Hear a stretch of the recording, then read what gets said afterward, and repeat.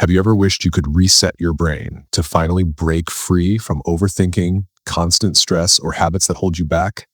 Imagine having more control over your thoughts, your emotions, and your reactions. That's exactly what Rewire Your Brain by Dr. John Arden offers, a blueprint to reshape your mind, backed by science. At the heart of the book is a powerful truth. Your brain is always changing.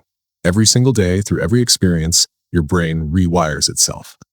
This process is called neuroplasticity, and it means that you're not stuck with the brain you have today.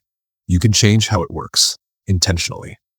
The beauty of this idea is that change doesn't require massive life overhauls. Small, repeated actions, like shifting how you think, what you focus on, and how you respond, can gradually reshape the neural circuits in your brain. Over time, your mindset, emotions, and behavior begin to align with the life you actually want. In this video, we'll explore Rewire Your Brain one chapter at a time. You'll learn how to quiet the fear center in your brain, build healthier emotional responses, boost your memory, and even train your mind for more optimism and resilience. And the best part? These changes aren't based on wishful thinking. They're grounded in neuroscience. Let's begin your brain rewiring journey with Chapter 1. Chapter 1 lays the groundwork for everything else in the book by introducing the science of neuroplasticity, your brain's ability to change its structure and function through experience and repetition. Your brain isn't fixed. Every time you think a thought, perform an action, or feel an emotion, you're firing certain neurons in your brain. And the more you repeat those patterns, the stronger the connections between those neurons become. This idea is summed up in a famous phrase: neurons that fire together, wire together. This is why habits, whether helpful or harmful, become automatic over time. If you constantly think negative thoughts, your brain strengthens the networks responsible for pessimism and worry. But if you start training your brain to focus on growth, calm, and gratitude, those circuits grow stronger instead. To help guide this process, Dr. Arden introduces the feed model. Focus. The first step is directing your attention. Your brain changes based on what you repeatedly notice and engage with. What you focus on literally grows in your mind. Effort. Change requires challenge. You need to stretch your brain by stepping outside your comfort zone. Just like muscles grow through resistance, so does your brain. Effortlessness. Over time, the things that once felt hard become easier. New habits begin to run on autopilot, freeing up mental energy and making progress sustainable. Determination. Consistency is key. Even when it's hard or boring, sticking with new behaviors wires them deeply into your brain's structure. You are constantly training your brain, whether you mean to or not. The question is, are you training it in the direction you want? If you want more confidence, calm, or clarity, you need to repeat the behaviors and thoughts that support those qualities. Over time, those patterns become your new normal. Transformation doesn't come from one big moment. It comes from daily decisions. And your brain is ready to change, starting now. Chapter 2 dives into the emotional core of your brain, the amygdala. This small, almond-shaped region acts as your brain's built-in alarm system. It scans for threats, triggers fear, and activates your stress response. While it's essential for survival, it can easily become overactive, especially in today's high-pressure world. An overactive amygdala keeps you in a constant state of tension. You may feel anxious without knowing why, react impulsively to small stressors, or feel overwhelmed even by everyday challenges. Dr. Arden explains that this hyperactivity often develops through repeated exposure to stress, trauma, or chronic worry. But the good news is, just like any other part of the brain, it can be retrained. The key to calming the amygdala lies in strengthening the prefrontal cortex, the rational decision-making part of the brain. This region helps you think clearly, assess situations logically, and override emotional impulses. When it's activated, it regulates the amygdala and restores a sense of control. Dr. Arden offers several practical tools to help quiet the fear response. Deep, slow breathing shifts your nervous system into a calmer state. Naming your emotions instead of acting on them builds emotional awareness. Practices like mindfulness and body scanning bring your attention to the present moment, helping you observe fear without being ruled by it. One of the most powerful techniques he shares is cognitive reframing, changing how you interpret events. Instead of thinking, "This is terrible," you learn to ask, "What can I learn from this?" That small shift rewires your brain away from panic and toward resilience. The more you practice staying calm in the face of stress, the more your brain adapts. Neural pathways between the prefrontal cortex and the amygdala grow stronger, giving you greater emotional control over time. The core message of this chapter is clear. Your fear responses don't have to define you. With awareness, practice, and patience, you can teach your brain to respond, not react, and build the emotional strength to face life with clarity and confidence. Chapter 3 focuses on training your brain for positivity by shifting activity toward the left prefrontal cortex, the region linked to motivation, emotional balance, and optimism. Dr. Arden explains that the way your brain is wired affects how you interpret life. People with more left side brain activity tend to approach situations with hope and enthusiasm, while those with more right side dominance are prone to withdrawal, negativity, and rumination. This chapter introduces the concept of shifting left. The idea is to intentionally stimulate the left prefrontal cortex to create a more positive, proactive mindset. Just like working a muscle, you can strengthen this part of your brain with specific mental exercises and habits. One method is gratitude. When you take time to reflect on things you're thankful for, even small ones, you're teaching your brain to notice the good. Over time, this builds a habit of scanning for positivity rather than danger or disappointment. Another strategy is goal setting. When you pursue meaningful, achievable goals, your brain releases dopamine, which boosts motivation and reinforces progress.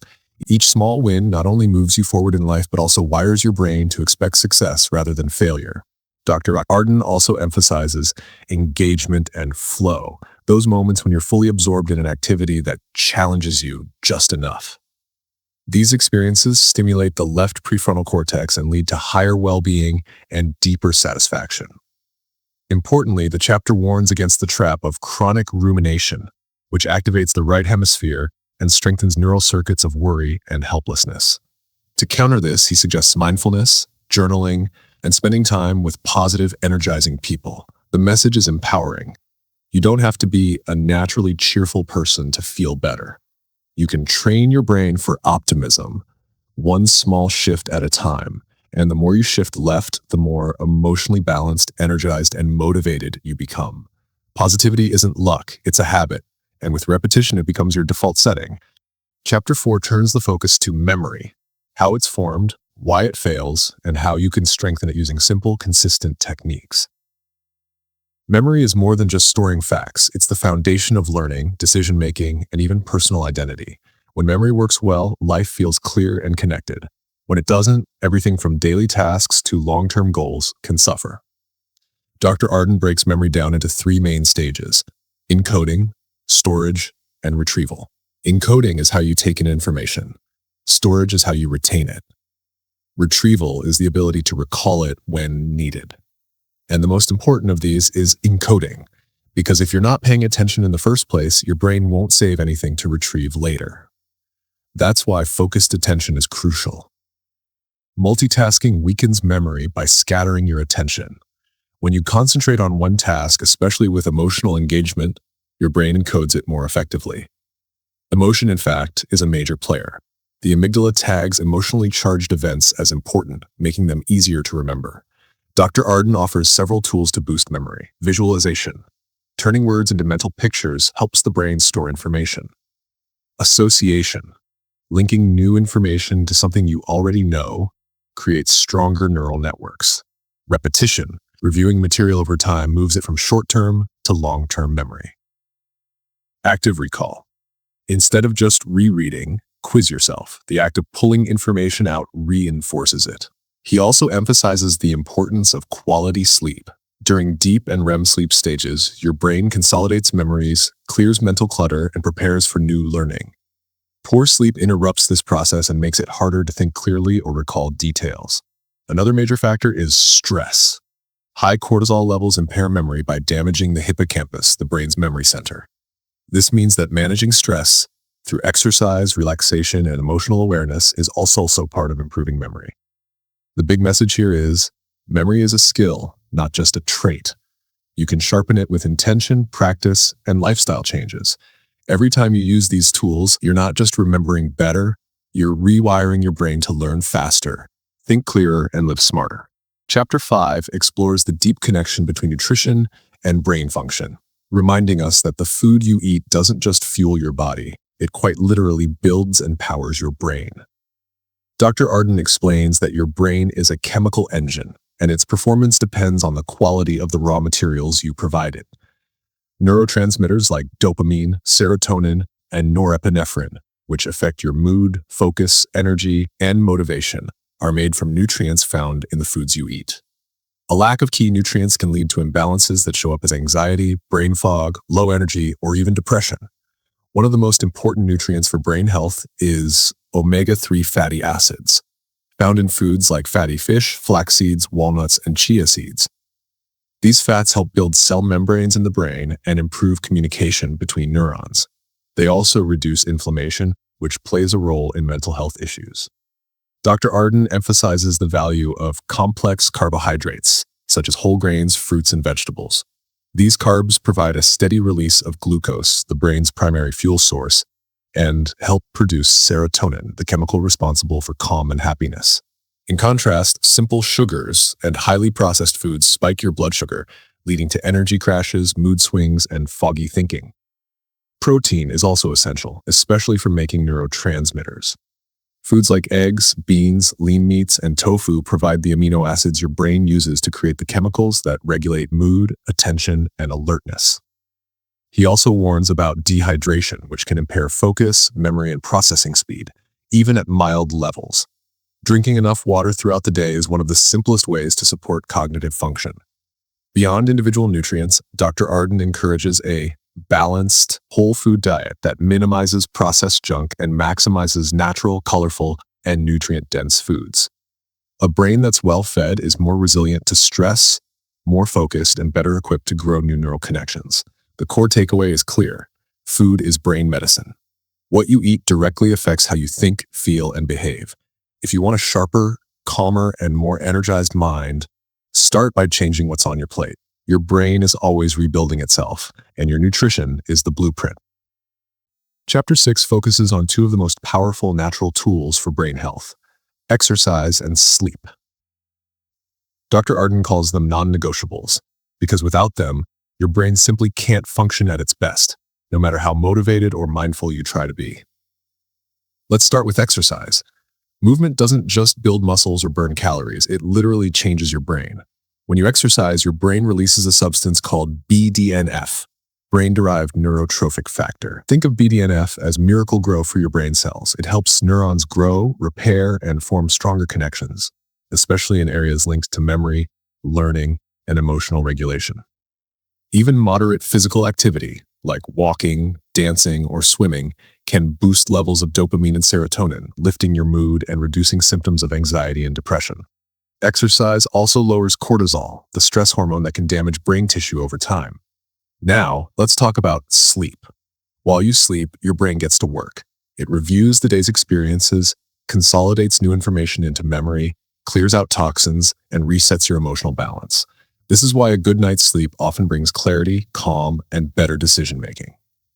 Dr. Arden explains that deep sleep and REM sleep are especially vital. Deep sleep helps your brain recover physically, while REM sleep strengthens emotional regulation and problem-solving skills. Skipping or disrupting these stages weakens memory, worsens mood, and slows cognitive performance. To improve sleep, he recommends creating a consistent bedtime routine, turning off screens at least an hour before bed, and making your sleep space cool, dark, and quiet. Caffeine and late-night stress can hijack your ability to rest, so managing both is essential. Together, exercise and sleep form the foundation of a healthy brain. They boost mental clarity, emotional resilience, and cognitive sharpness. If you're trying to rewire your brain but you're not moving your body or getting enough rest, you're working against yourself. The message is simple but powerful. Move your body, rest your brain. These daily habits don't just support change, they accelerate it. A well-rested, active brain is a brain that's ready to grow. Chapter 7 introduces the concept of social medicine. The idea that human connection is not just emotionally comforting, but biologically essential for brain health. Dr. Arden explains that our brains are wired for relationships. We evolved in tribes, and our nervous systems still depend on social interaction to regulate emotions, reduce stress, and foster mental resilience. When you feel emotionally connected and safe with others, your brain releases oxytocin, a powerful hormone that fosters trust, bonding, and calm. Oxytocin lowers stress hormones like cortisol and helps quiet the amygdala, your brain's fear center. In simple terms, connection calms the brain. But when social connection is missing, whether due to isolation, loneliness, or emotional disconnection, the brain suffers. Chronic loneliness activates the same regions of the brain associated with physical pain. It also leads to elevated cortisol, weakened immunity, and increased risk of depression, anxiety, and cognitive decline. Dr. Arden emphasizes that social fitness is just as important as physical fitness. He encourages you to strengthen your relationships the same way you train a muscle, through consistent, intentional effort. That means showing empathy, listening actively, being emotionally available, and choosing environments where you feel safe and supported. He also explains the role of mirror neurons, special brain cells that allow you to read other people's emotions and reflect them. These neurons help build emotional attunement and foster a sense of connection and belonging. When you engage in genuine face-to-face interactions, your mirror neurons strengthen your social circuits and promote deeper understanding and trust. Even small acts, like expressing appreciation, laughing with a friend, or helping someone, activate reward centers in your brain and reinforce positive neural pathways. The key takeaway from this chapter is that your brain depends on connection. Relationships don't just feel good, they heal.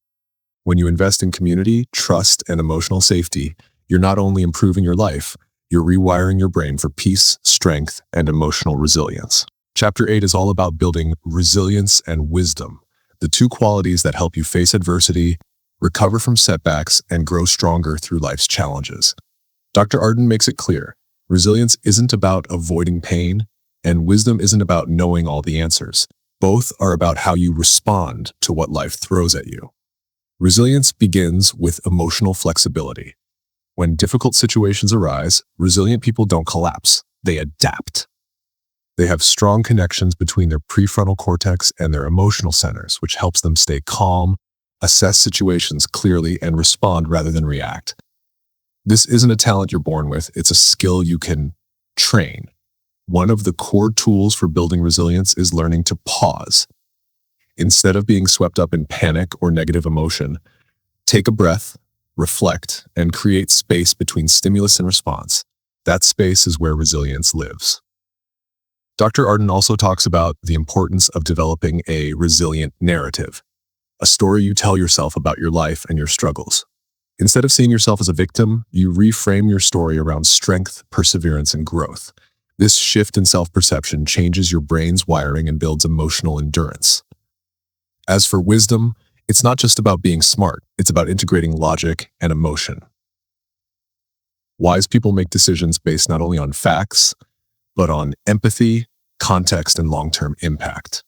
They have the ability to zoom out, see the bigger picture, and remain grounded even when emotions are high. Practices like mindfulness, journaling, and gratitude cultivate wisdom by helping you observe your thoughts, process your feelings, and learn from experience. These habits strengthen your brain's ability to reflect, reframe, and make values-based choices. Dr. Arden emphasizes that both resilience and wisdom are built moment by moment, through daily choices, small reflections, and how you respond to ordinary stress. You don't need a crisis to build strength, you need consistency and intention. The heart of this chapter is simple. Resilience is about staying flexible, and wisdom is about seeing clearly. Together, they create a mind that can bend without breaking, and a brain that continues to grow, no matter what life brings. Chapter 9 centers on developing a mindful attitude, a consistent way of being that keeps you grounded, aware, and emotionally balanced. Dr. Arden makes it clear, mindfulness is not just something you do for 10 minutes a day. It's a habit of the mind that, when practiced regularly, can reshape your brain's structure and function. At its core, mindfulness means paying attention to the present moment without judgment. This simple practice activates your parasympathetic nervous system, which slows the heart rate, lowers blood pressure, and helps calm your body and mind. It also reduces the grip of the amygdala and strengthens the prefrontal cortex, enhancing your ability to think clearly, regulate emotions, and stay in control. When you're mindful, you become more aware of your thoughts and feelings as they arise. Instead of being swept away by them, you learn to observe them. That space between awareness and reaction is what allows change to happen. It's where you start choosing your responses instead of running on old emotional autopilot. Dr. Arden encourages simple daily practices like mindful breathing, body scans, and pausing during emotional moments. These exercises help you reconnect with the present and retrain your brain to stay centered during stress, fear, or conflict.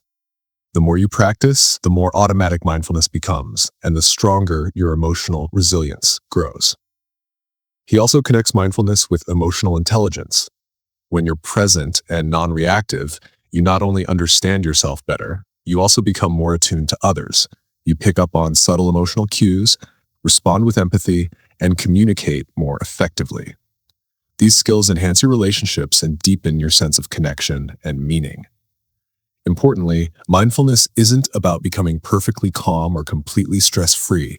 It's about learning to stay anchored even when the waves of life are rough.